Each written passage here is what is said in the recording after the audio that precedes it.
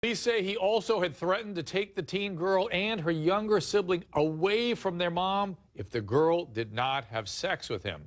Back with Sarah, Troy, Bobby, and Victoria.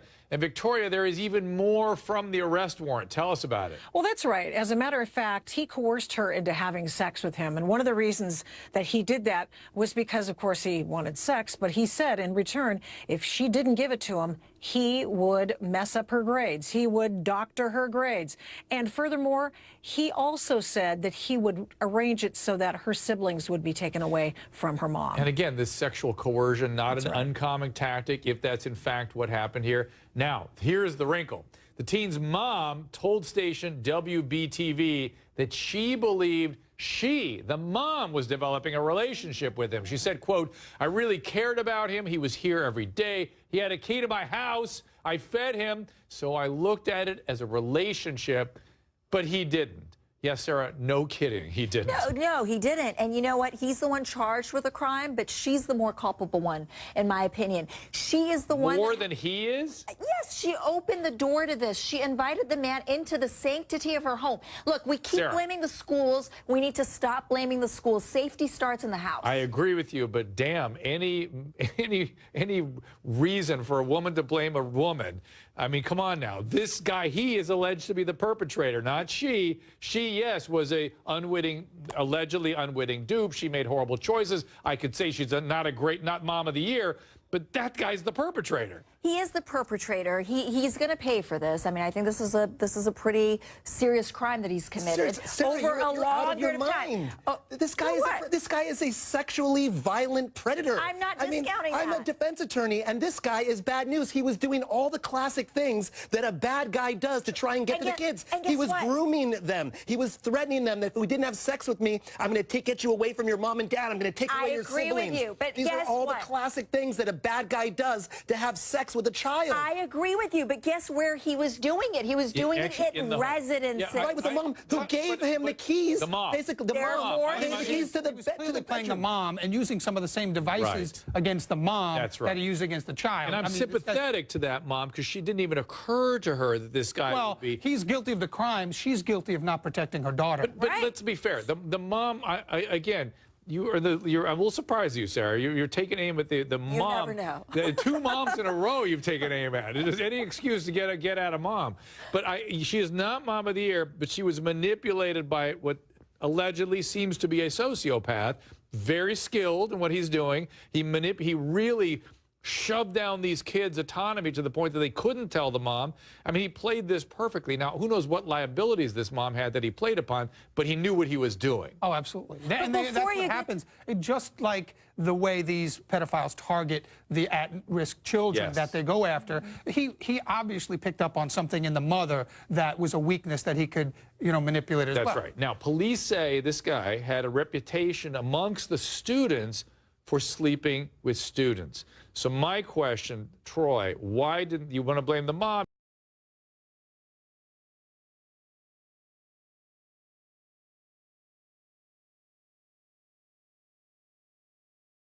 He may have had an obligation to look into it if the rumor rose to the level of the administration. But I don't think it's the school that's necessarily at fault here. It's this guy. This guy was doing all the things. This guy who's an assistant principal at said school, Rock Hill Schools. I'm just saying, if they heard rumors. Now, I know false allegations, Bobby, can destroy a teacher's career, and I want to protect our teachers.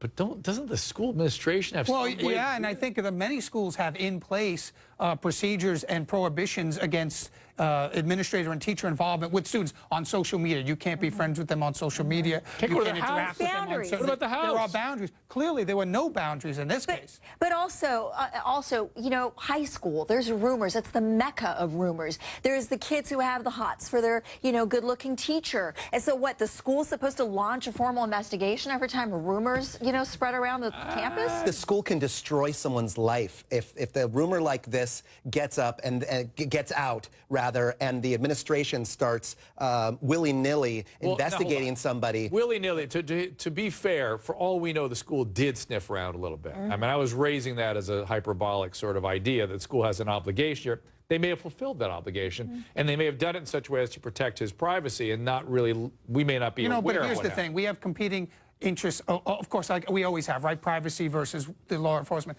whatever. Here, you have the interest of the teacher's reputation and his livelihood. But the other interest, the protection of the child against being sexually abused, that should be that is a heavier weighted. Way more. And you've got to always err in the side of going against protecting that against the interest of the person's reputation. So the teacher, you know, his email should have been checked, his social media should be checked, and they should be monitored. And this should be standard part of a teaching profession nowadays. Now, investigators say the victim, this young girl, is now scared for her safety.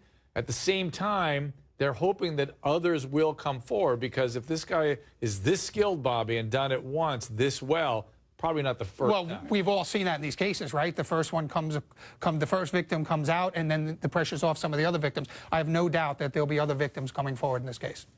Victoria, hang on, he's alleged to have, that we heard of the opening footage, Victoria, that he's alleged, or there's the word pedophile gets thrown around. Is that fair, or is that something he could ultimately sue for as a defamation? Not if it's the police making the claim, and the police, in fact, are the ones making the claim. They went back and they looked at his background, and they figured out why it was that these kinds of rumors followed him, and they came to the conclusion that this guy is a pedophile. And as we know from what we've seen in the news before, it's very difficult to fire a teacher. If, in fact, he's done this before, and I'm sure he probably has done something that raised the suspicions of people, then they have an obligation as a school to not pass the trash. They actually have a word for it. It's a phrase, pass the trash.